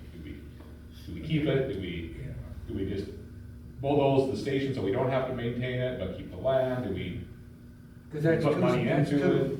That's too small of an area for like a maintenance facility, like you were talking before. Yeah, like with the school. Yeah, that's much too small for that. It would be good for us if we had our own maintenance facility, which we don't need, and I don't want. But if we were to ever partner with the school, I think we were just spitballing South County, myself and the school district last week, kind of had a meeting. We're looking at like 10 to 20 acres needed if we were really to go in together with the three of us. And we take up like 1 acre of that 10 to 20 acres. So yeah, that's I think a 5 acre piece. And it's kind of a weird shape. I don't, you can access it from the west and from the south. Nobody really knows we have this piece that comes over to there. So yeah, again, we don't know, but when we get out of 42, we will have to make decisions whether we keep, we sell, or we put money in. That'll be its time if we're keeping it, that we need to put, like you said, maintenance money into it, because we'll have everything back out of it again. Yeah, that's But it's definitely the key for the next 2 to 3 years. As part of our facility upgrade, we can't, we don't have enough space without it for a bit.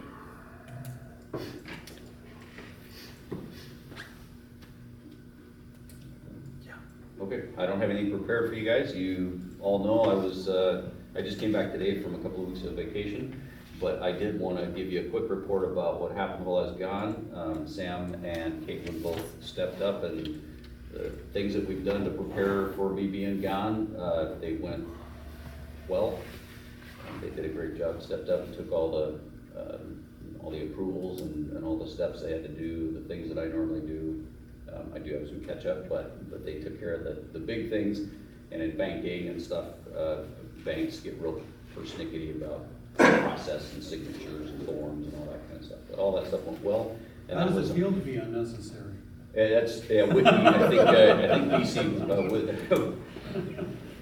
he gave me a little, this morning, some analogy about a hand in a bucket full of water and pulling your hand out. And, yeah. But it was nice to be able to disconnect. And once again, I really appreciate that. And my family appreciates that. So thank you. County office, what's the status of that? I'm sorry. It's probably buried in my emails. They did respond while I was gone, just saying, gosh, we know we didn't make the mark, and we'll connect with you and schedule something. So All right. just be in touch. I got about halfway through my emails today. He only did 400. You can turn it off. I did see something from them, like within a day of me leaving, but it's buried deep, real deep.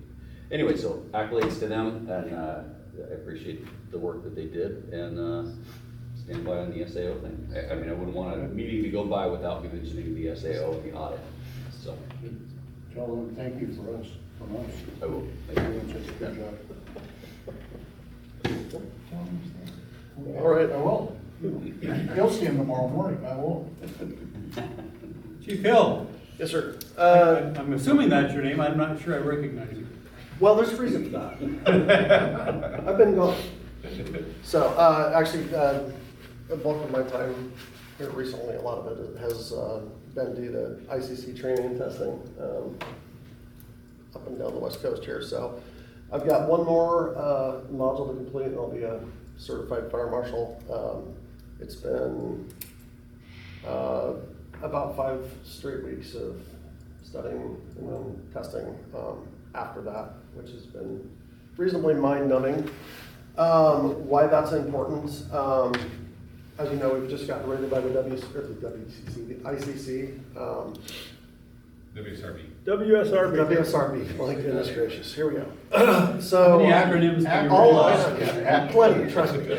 So, all of that, that we need to lower our rating from a 4 to a 3 can occur within my division, within the Office of the Fire Marshal, within emergency management, within community risk reduction. So the task is to try to get as much of that accomplished and set up. The biggest part of that, I'll give you an example of why this position is important and how it differs from the way it's been traditionally done with the city acting as the AHJ.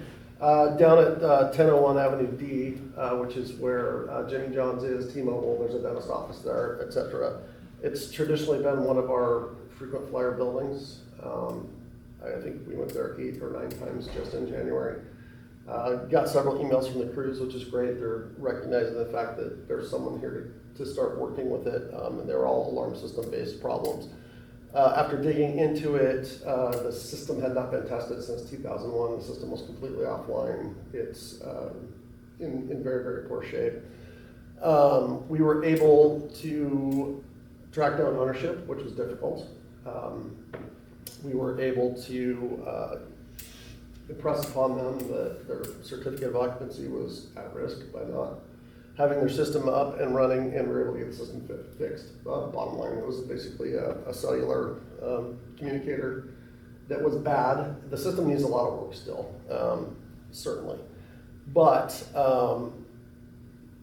the fact that building inspections existing building inspections haven't occurred, none of the stuff has been happening. We have a huge project ahead of us for sure. And getting inspections done is going to be a heavy lift across the board. I feel very fortunate that Captain Hammer, Lieutenant Lady, and John Stewart are all taking class, the Inspector 1 class in Bellevue in about 20 days, give or take, first part of March.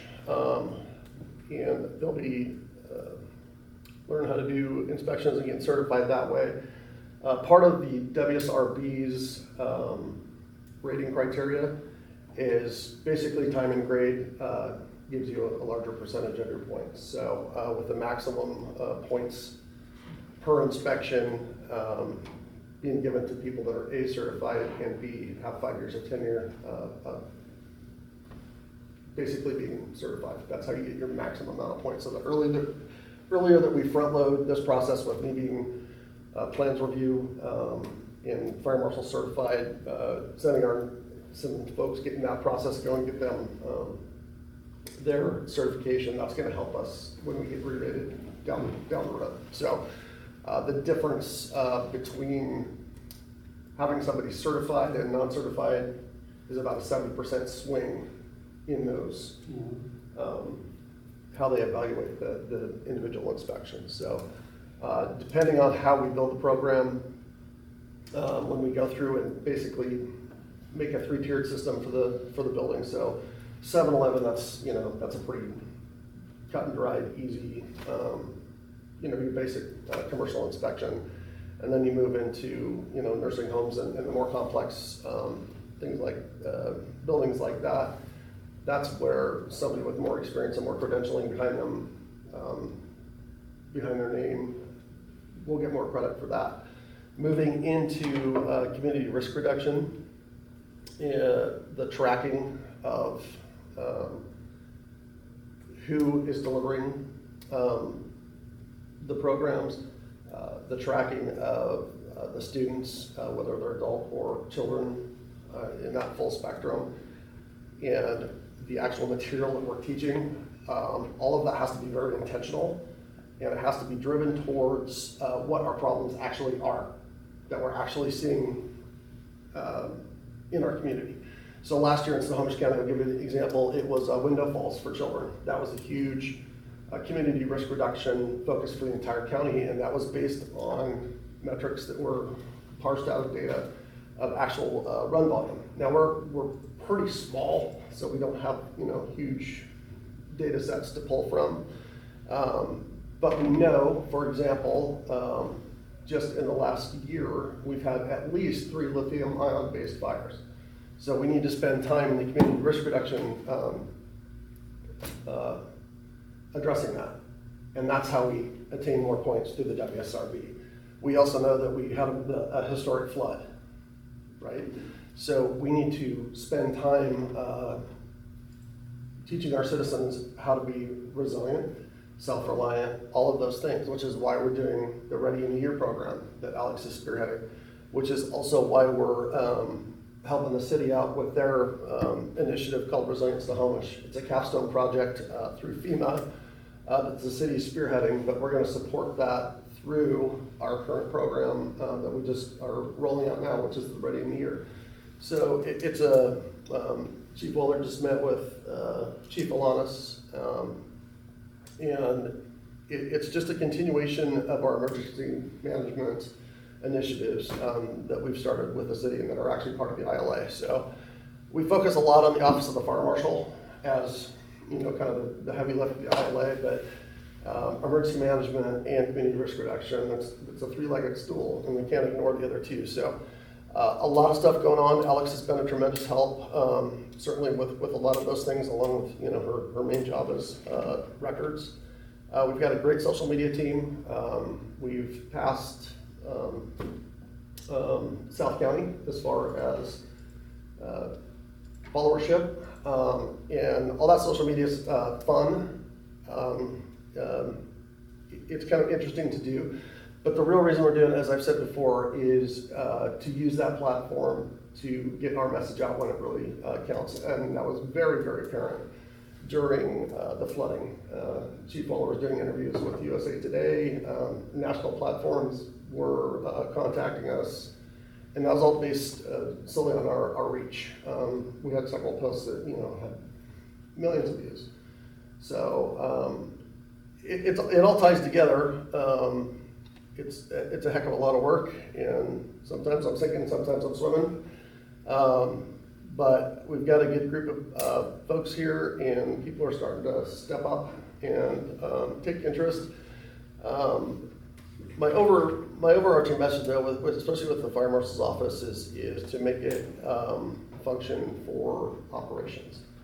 And when we have a win like 1001D, and we can take those 8 runs off the books, you know, that's 1% of the runs for the district for the month, that the crews can do other things with. And we all know how frustrating it is as firefighters to keep going with the same problem over and over again. So it feels good to get stuff like that out of the way. So yeah, just a heck of a lot of stuff going on. So do you have any specific questions for me that are about the Marshal's office, or I'm integrated now into the city's permit portal on the backside. Starting March 9th, I'll be in the inspection loop. So when people call in with fire permits or whatever the case, maybe that'll pop up on my portal feed. And so yeah, lots of stuff going on. I feel like we are certainly deep into it for sure. It's feeling very real. Spending a lot of time on the phone with business owners, with contractors, with you know, answering questions as best I can, and still have a great working relationship with the planning department, and the folks down there have been certainly gracious, but very helpful. So I think the addition of the Marshal's office is going to be a good thing for the Snohomish in general, and certainly for operations. So, Have you had any pushback from business owners? Not specifically pushback. Actually, quite the opposite. The building like Gorilla Bites is in, we had an alarm system there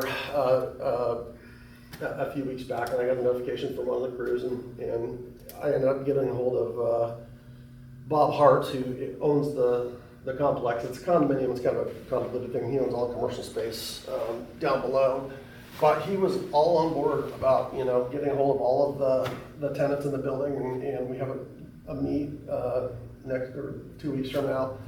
Where we're getting keys changed to the Knox box. We're talking about putting a new Knox box on the front of the building, because, you know, it's quite a hump all the way around the building. So I think really a lot of that initial apprehension on the business owners can be taken care of through just education and, you know, speaking to them. Just That was our hope, yeah. Yeah, and you know, that's really, I don't have, you know, bureaucracy frustrates the heck out of me, for sure. You know, if there's anything that we can do to alleviate that, to move things along maybe a little bit quicker than things have traditionally happened in Snohomish, that's a good thing. And that's not a dig on the folks downtown. It's a function of people power and time and volume. Snohomish is growing. a lot of things, downtown on First Street, there's, I think, 4 or 5 buildings right now that are papered up, that are getting renovated. Piccadilly Circus, What's going into the little Triangle Deli? I'm not sure yet, Actually, actually. a barber shop. A barber shop. Oh. That'd be great. Yeah, so, I mean, there's Either that or the Barge buildings. Company down at the far end of First Street, is moving downstairs. That business is taking another space. So everyone's jockeying for position down there, and which is good. They're adapting to kind of the new model of commerce in Snohomish. So it's good to see for sure. But, you know, we just gotta keep picking away at things, so, yeah. Thank you for your work. Yeah. Sorry that you're having to be Thanks gone so thanks for much. writing the checks, I appreciate it. So, Gentlemen? No? Chief? Well, I would say most of my update was given by Ralph. So I would like to thank Ralph. I know. Did he pay you? Oh, he's gonna pay. Yeah. One way or the other. You know, there was a discussion whether we should have a project manager, construction manager or not, and the ones I had talked about didn't feel like they fit our style, so it's nice that Ralph, you know, this is a non-traditional role, but for the fact that he would be willing to take that role and has, I think it's worked extremely well on both parts. Thank you. You're So, welcome. we're getting a really good deal. Yeah, he's extremely helpful, good for the citizens, good for the project, good for the district, good for me, good for the team. So, that's obviously having 4 capital projects is probably a big lift for any size organization. Obviously, a lot of my calendar is tied up with something of those 4 right now. I definitely see less white on my calendar than I'm used to the last few months, and it's only getting worse, with, still doing the county stuff, still doing, all the capital projects. A lot of the city stuff is actually getting busier, right? We're getting to the point where we're actually integrating the fire marshal, we're actually figuring out how to do the hydrants there. You know, Jason, I don't think mentioned it, but he's meeting with Joe on how to actually put the storage adapters on all the hydrants in the city over the next 5 years. That have, you know, some of these things that have been conceptual for the last 4 or 5 years as we did this are actually now being done, and it's a whole lot more work when you start doing them than the talking about it for the last 5 years. So we're just a lot of things going on. Again, don't want to bore you, but I would say most of my time has something to do with one of the capital projects. So unless you have any other questions, you know, I'm still juggling all the state, national, other things we're doing. So I'll be teaching at the state conferences this year.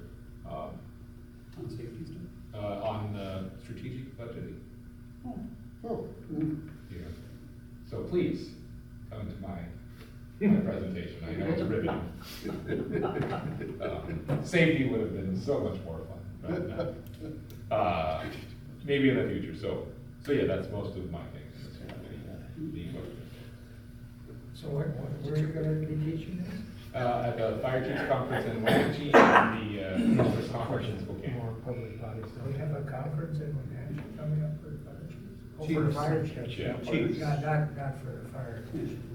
That'll be in Spokane in the fall. No? There's the commission thing in Chelan. The spring conference. Yeah, that's one of the ones that you have to book your room 3 years in advance, and they tell you 2 months before what you're gonna. What the rate's gonna be? Well, no, what the subject is. Oh, Yeah, okay. so, I've never found it to be a great, it's a lot of work and a lot of money for a 3/4 of a day. We went the one time and it was probably one of the best subjects, and still it's a lot, but you guys are more than welcome. It's just a lot of money and effort for not much, value. And all of us, including you, seem to be more business oriented, and that conference is often more, socializing oriented. Yes. Any comments, sir? Well, we have a Commissioner meeting coming up business. in a couple of weeks up in Arlington, is that right? We have a retreat. Oh, is that a retreat? So it's not a meeting? Oh, yeah, it'll be a special meeting, It yeah. is a meeting, yeah. Oh, it is me. Yeah, somebody said you were buying lunch. For how many? At the airport. All of us. You're buying, I'm coming. I think you got Aaron, Karen. We're still That's fine, yeah. They're all there? The booth is growing. They weren't, but now. And now that they know Let's you're buying. preserve the whole place. Whatever their seating capacity. Commissioner Erickson? Yeah, one thing I was thinking about, I'll just think out loud here a little bit. Oh, I noticed that, the aquifer levels, snow levels this year are really, really down. In western Washington is at like, what did I see, 58% of normal water flowing capacity, which means that, we need snow. yeah, unless we have a really snowy March, because February's not looking good, but we're gonna be in real trouble this year as far as wildland fires throughout western and eastern Washington. I just wanna make sure that we get fully prepared for all of that stuff. And as you guys are doing, we're in the middle of doing a lot of stuff already. You know, don't be afraid to give up some of that work to somebody else to make sure it gets done. Just kind of a precautionary. It'd be a long one. Good, one thing Chief Fuller's done since he's been here he's kept a pulse on that. His predictions have come true. Our wildland committee, just last week, they met more specific to mobilization stuff. But also, we talk about being prepared on the west side, having our people ready to go, having our apparatus ready to go. And I've talked with Chief Hill just a little bit about public awareness. And that brings in my second thought, and in driving around, just up the street from Commissioner Mills' house, north of there, by about 3 blocks, is a house that sits up on top of the hill, but there's a large grassy field, about an acre or so, that leads up to the house itself. I have no idea what the surroundings of the house look like, but I'm thinking in my mind, it's a west-facing slope, you get an afternoon easterly wind, and that It's would- right under the power line. It's right under the power lines, and it would take all of 5 minutes for that grassy field to get up to the house. I'm thinking, it's a situation where we can be proactive and go to the residents and say, hey, here's a brochure, just look at it and think about those things. Defensible space. Defensible spaces, and if there's areas in our fire district where our firefighters see that kind of situation, might be something that we could think about doing in the future. Just knock on the door, hand them a brochure and say, something to think about. The Those crews ever do wildland-related pre-fires in the district? You know, you just kind of drive around and say, wow, there's 10 acres of, Historically, we have, not enough, but we have, and we're gonna ask for that feedback. Personally, I did 2 wildland classes from the NFPA on risk reduction and community advising just last week. So there's a lot of programs that we can do. As an agency, we have not been good enough, or we need to be more diligent about doing it, Yeah, for sure. to me, it's pretty easy to do, like I say, knock on the door, hand them a brochure. and say, Absolutely. Here's something to think about, if you have more questions, we're willing to. and either carry 2 cans of spray paint or have pre-painted rocks ready to read, you know. Oh, they're on that. We gotta change the whole system. I was gonna mention something about, I listened to the Senate Subcommittee and Appropriations Committee, and they had the Commissioner Lance there discussing things, and I reached out to a couple of my friends in the Department of Natural Resources, and it sounds like they're, through the proposed budget cuts coming up and stuff like that, we have 13 engines right now, in our area, DNR engines right now, and they're gonna be cutting 8 of those engines. So- Cutting 8 of them. Yes. Oh, that's brilliant. Nice. And so, that just means that, to your point, is more of the heavy lifting is gonna fall to the fire districts and the municipalities around the areas. So they're looking at cutting, not in 26, but 27, reducing the fire budget from basically 500 million down to 30 million. It's you know, so there's, Well, we Obvious- just need to raise gas taxes a little bit. what's that? We- Raise gas tax a little bit. Oh, well, regardless, I'm just, the point being, things are gonna get a little more interesting, certainly for the fire districts and. Chief Osborne, will relay that to Chief Osborne. The younger, better looking Chief Osborne is kind of helping more spearhead the wildland team with Lieutenant Dorve, but the BCs, we really are trying to task them with a bigger role in the project. So like you said, that we can get more out of it and Yeah, BC like I said, Osborne is. these guys are Yeah. really busy right now, and with the new station coming in, you're gonna have a whole bunch more stuff and pass some of that work Yeah. on. So BC Osborne is taking over that role, slowly but surely, and then, myself, Greg, I can't remember if DJ's coming with that, we actually have a meeting next week, this week. This Friday. This Friday, this week, with the DNR regional managers, for our second, so we are a bit more, wildland tied in than most fire districts in the state as a whole. I mean, they all have, but we have a lot of leadership, so we're gonna be meeting with them directly, because they're gonna figure out how we can, better interface with their system and make sure they understand that we know what we're doing, and we wanna be better cooperators at a more than just a tertiary level. It could be addressed, huh? Good. That's all I have. And I have nothing. Anything else, gentlemen? Anything from the audience? That being said, and there being no further business. I think, maybe just recognizing that the chair of the cab is here. Well, We did that. that would be awesome. Okay, I will leave that to you. Karen. In case you don't know, our Citizens Advisory Board, Karen is our chair of that. And so thank you. She was here and she was, did you get all the mud off your shoes from walking around the construction center? Great opportunity, thank you. Yeah. So we thank you for the work that you're doing. Bringing the word from the community to us and hopefully getting our word out to the community a little better. We appreciate all that. We appreciate your leadership and the opportunity, thank you. And compliments from one of the other board members for what you're doing, too. Now, we will adjourn at 19:07.